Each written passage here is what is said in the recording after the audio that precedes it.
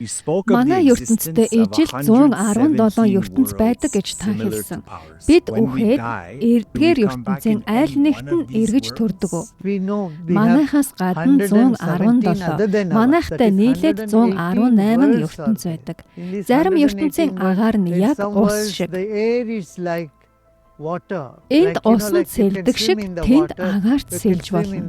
Хөлөө ингэж хөдөлгөөд л нисчихнэ. Заримд нь гулсдаг, хөрсөн гулсамтгай байдаг. Биеэсээ гарч үзсэн хүмүүс иймэрхүү мэдрэмж мэдэрч үзсэн байдаг. Хөвж, шумбан нисэж байгаа юм шиг. Манайд ийм домог олон бий. Даалгавчтай аймжлууд дээгүр нисээд тэнд агаар төвхийн тулд даалгавч хэрэггүй. Та ус руу үсрэхэд яадаг вэлээ? Та сэлээд хөвөөд л явдаг. Яг үүн шиг ертөнц боломжоор дүүрэн. Энд ч гэсэн бидний тарих давтамж шинжээчл байдаг. Бид тодорхой зүйлийг л барьж авч ойлгодог. Бидний тархинд баригдахгүй олон зүйл байгаа. Оршихуй үнэхээр гайхмаар. Сүнсний оршихуй бөөрч гайхмаар.